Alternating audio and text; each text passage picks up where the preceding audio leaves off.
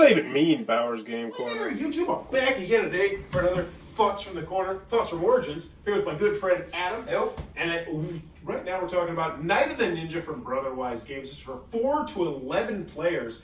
Take, I think, about 50 to 30 minutes. It's probably 20, 30 minutes to play. I didn't write down that. But this is a new social deduction-esque kind of game where you're going to have a roll. Yeah, I would call it like a hidden roll game. I think that's a better movement, Yeah. way to do that. But pretty much at the beginning of the game, you're going to get your cards. And that's going to include your role. And you're going to be either, I think it's the red team, the blue team, or potentially the Ronin. And the Ronin is like a special role that you only use on odd numbers, but mostly it's red team versus blue team. And then you're going to get 3 cards, and these cards will have a variety of different things on them. So the first one, they will have spies, which will allow you to look at someone else's loyalty cards. There will be mystics, will let you look at someone's loyalty card, but also look at one of their special ability cards, which are the spies, the mystics, the things we're talking about right now. We have the tricksters, and this is where things get really interesting. They do all sorts of crazy stuff, like they'll have people switching roles or revealing their roles in order to potentially gamble on getting people's victory points and just doing some weird stuff like that. We have assassins, where you can choose a player and kill them, blind assassins. And then you have Shinobi, which is the best card, arguably, where you're going to be able to look at someone's loyalty and then kill them. However, the catch to all this is it has a Sentinels-Esque Mechanism where the spies go first, and then the mystics, and then the tricksters. And if you're dead, you don't get to use your special ability. So despite the fact you might be like, oh, I want these 2 Shinobis because they're super awesome, if you're dead, it does not matter. Now, you choose these cards in a drafting system, so you get 3 cards, and you pick one, you pass, and then you put 1 in the middle. But every round, you're going to have 2 cards, and then things play out. You say, all right, Spy 1, and no Spy 1, Spy 2, Spy 3. And that person flips over their Spy 3 card, and they say, oh, I want to look at that one. They peek at one, and you go around the round until the end of the round. And then the people that are not dead are going to flip their allegiances up. And the team that has the lowest person left, the highest ranking official, so you'd want the 1, is going to win a Ninja Star. And on that Ninja Star, it either has 2, 3, or 4 victory points. The Ronin is a special role, once again on odd numbers, that just wants to stay alive, and if they stay alive, they win by themselves. There's also some weird, wild, wonky cards that are thrown into there, but you never know which cards are going to be in the game because there's a pretty big deck of cards, and you only deal out a certain portion of them, and I feel like I described that game pretty well. You go to 10 points, that's the gist of the game. What'd you think about it? It was really interesting. I think that you enjoyed it a lot more than I did. There weren't really negatives. Like, play was fast. I don't know. It didn't strike me like I feel like the rest of the players felt like. I was like, it was interesting. It was fun. It wasn't anything that it wasn't anything special to me. I enjoyed it. And I don't know if I put special on there, but I think I put very good. And here's the thing, though. We played it the first time at 5 players, 6 players, I think it was. Yeah. 7 players, something like that. 7. And then we played the second time at like 10 players. And I will say the second time I didn't enjoy it as much. I liked having the Ronin in there a little bit better.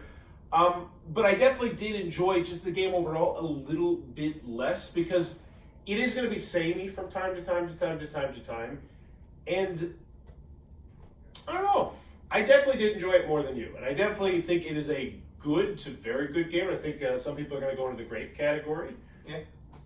But yeah, I liked it a lot. I mean, I'd play it again. It's not something I'd want to own. So what didn't tickle you there? Like compared to some other hidden role games? It just, I don't know. I never felt like while everybody was like, oh, I'm going to look at this role, I'm going to look at that. Like, it seemed like they wanted us to be talking about all that stuff, but there wasn't a ton of that, and I don't know that there would ever be a benefit. Like, I don't see anybody being like, oh yeah, the talking is what made this game great. And that's actually, I think, a huge element of a game like this is that you can. We were just talking about it in a previous video. There's little nuggets to pick up here or there, And this wasn't really there. It's much like it's more of a. If you're going to talk, it's like, well, this person's lying, or this person's telling the truth, or this person's blue, or this person's red. So it's almost like the round doesn't last long enough for it to be like, when I gain some information or I have a chance to kill somebody, I'm going to have enough information to make it an obvious choice. So you wanted more meat. And here's one thing that I do want to mention that I did not mention in that explanation is each round you get a completely new roll. So the rounds, they go by pretty snappy. And so I see that, but that's just not the game this is. And that's why you're saying you don't like the game. It's just I would rather have that game. Right. So, okay. And I get that. For me personally, I'm a sucker. Anytime you can tell me you can go up to 11 players, my nips go rock hard, and I say that's a game I want. And I think it's a dang good game, and I recommend it. And Adam doesn't not recommend it. Yeah. But just here's the bottom line: if I gave it to you, would you want it on your shelf? I wouldn't. And I would say, well, I'll gladly take it on my shelf because I did enjoy it, and I'm glad that my friend Alan did. Now here's the other thing. I posed this question: if I handed you this box in 3 years, but it's with the full box expansion that goes with it, that adds a whole bunch of new rules, characters, and different things like that, would you then be more intrigued in that box and potentially want to own it? I mean, does it add more gameplay? Presumably. Like you would get 3 cards instead of 2. Something like that. Okay. So you don't just want more cards, you want more meat. Yeah. Okay. Fair enough. Let me know in the comments. I don't know. That's it. But there you go. That's Night of the Ninja from Brotherwise Games. If it looks like my beer cup of tea, be sure to go to check that one out. Also, if you enjoyed the content, please be sure to click on that subscribe button down below. There's another thing there. There's an open to reach 10,000 subscribers. And in the comments below, let me know if you were a ninja for one night.